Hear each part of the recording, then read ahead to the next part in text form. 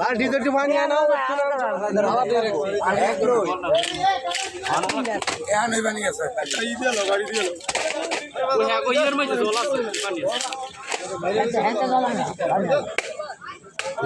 কিরে মারে লাইলে আমার সাথে কি করতাম ওরে বেশি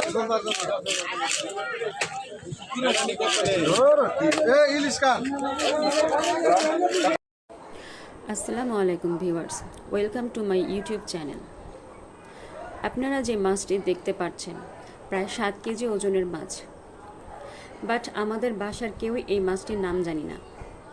মাছটি আমার দুলা ভাইয়ের এলাকা থেকে আনা, গাজীপুর টাহরদিয়া থেকে। মাছটাকে কিভাবে মাথায় বাড়ি দিয়ে মেরে ফেলল। অনেক তাজা মাছ। ওনারা 3 বন্ধু 7 কেজি ওজনের 3টি মাছ কিনেছে। এই একটি আমাদের বাসায় নিয়ে এসেছে। মাছের হাড় থেকেই মাছের আঁশ ছাড়িয়ে কেটে কুটে বাসার জন্য নিয়ে আসছে।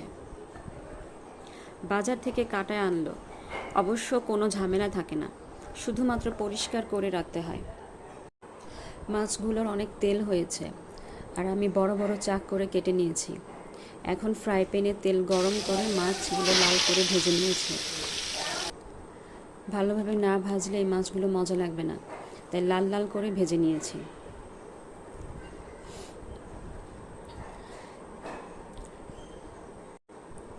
যাই হোক, বাসায় কিছু আনলে আমাকেই রান্না করতে হয়, তো সবার কথাই শুনতে হয়। আমিও চলে গেলাম রান্না করতে। ফ্রাই প্যানে তেল গরম করে মাছগুলোকে লাল লাল করে ভেজে নিলাম। এরপর পেঁয়াজ, রসুন বাটা, জিরা বাটা, হলুদের ও মরিচের গুঁড়া, পরিমাণ মতো লবণ দিয়ে ভালোভাবে কষিয়ে পরিমাণ মতো পানি দিয়ে দিলাম।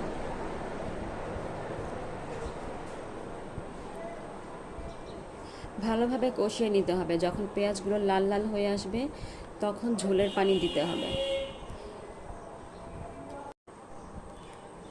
ঝোলের পানি ফুটে উঠলে ভাজা মাছগুলো একটা একটা করে দিয়ে দিব। ঝোলের পানি শুকিয়ে আসলে ধনিয়া পাতা দিয়ে কিছুক্ষণ জাল দিয়ে রান্না শেষ করব।